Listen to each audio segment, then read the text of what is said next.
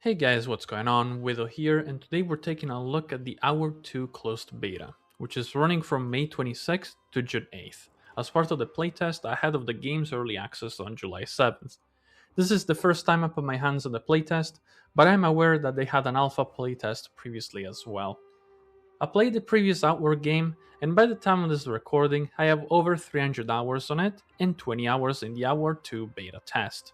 I've pretty much done anything available on it, so in this video I wanted to talk about the progress on Outward 2 and the system and things being added to it ahead of the early access release. So on the beta we are confined into La Rescape and Simeon's Bastion, which if you played the previous game should remind you of the heroic Kingdom of Levant questline. On the beta, I was easily able to take out humanoid enemies, but I had a lot of trouble trying to defeat some of the bigger beasts outside the walls, especially the Phoenix.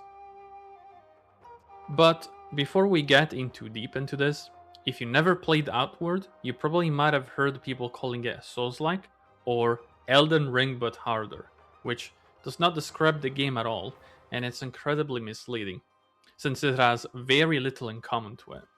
Outward, it's mostly a survival simulator where you spend most of your time walking, managing your hunger, your thirst, your carry weight, and all environmental temperatures, including like threats like corruption.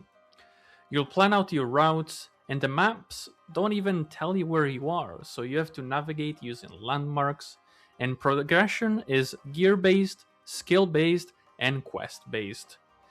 Information is key to winning this game.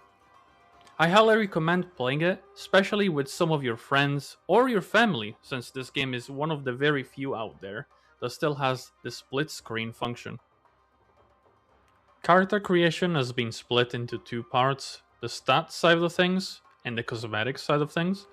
You get to choose from one of three locations, and as mentioned before, in the beta currently we are confined to Siemens Bastion and La Rescape. Then you get into modifying your starter attributes, which are very important and can define your build later on. And then you get into the character creation, which is miles better than the previous game, and it's still a work in progress as we speak. If you have played the previous title, you probably have noticed that the legacy chest function is no longer available on the beta as well. Once you start the game, you notice that the setup is very different from the previous game. On the previous game, you kinda have to pay your own blood price or you will lose your own house. On this one, instead you get beaten up, robbed of your belongings, and end up in the hospital. And it turns out that the people that have mugged you sold all of your stuff to the nearest pawn shop, which will not give it back unless you pay up, which is a really fun setup. However, the real intention here is to get you to explore the world and speak to the NPCs to find ways of making that money back. Like, for example, trying to save the patient from the hospital by harvesting a very flammable flower, or tracking down a tablet on a nearby bandit camp. But to be able to survive the Outward world, we do have some more progression stuff here. We have the regular skill trees in order to learn class skills, but to be able to fully learn the skill tree, we will need breakthrough points, which were present in the previous game as well, but are now obtained in the Exercises tab. The Exercises tab is possibly one of the greatest additions to Outward 2, since it will allow you to learn things, get breakthrough points, and get stats by just playing the game. One of them is just simply activating the mana through the ley line. And once you learned enough activities, you then earn a breakthrough point, which you can then choose to spend on one of your favorite skill trees to fully unlock them. However, to fully unlock some breakthrough points, you will need to read books, which can be read anytime you're going to sleep in your tent.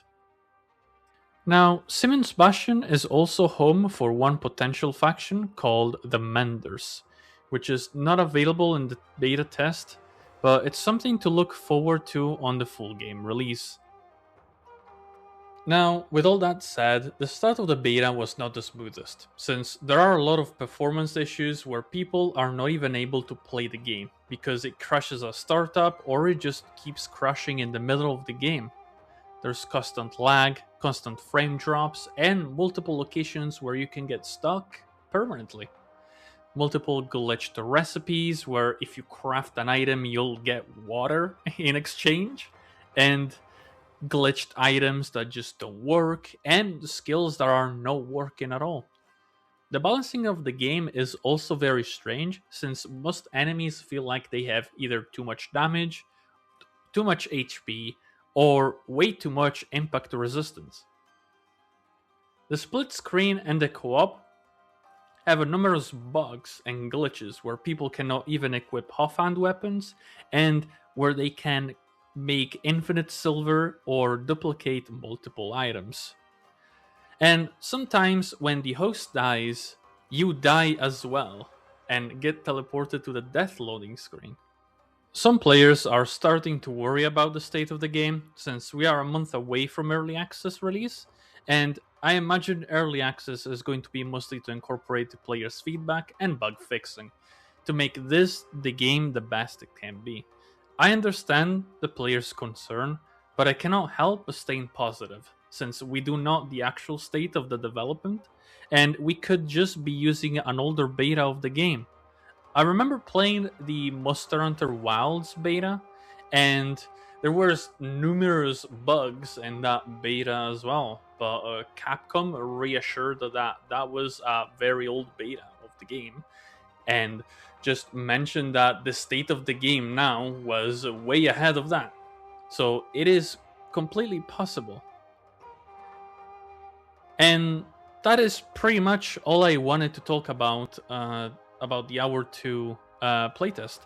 I do think this game still has a quite a way to go, but I enjoyed the beta test quite a lot, and I cannot wait to play the game on early access on July 7th. And I hope that when the game releases with the player feedback during early access, it could turn out to be something really good and live up to be as great as Outward One was. And with that said, thank you so much for sticking till the end of the video. Like the video if you liked it, and I'll see you in the next one. Peace.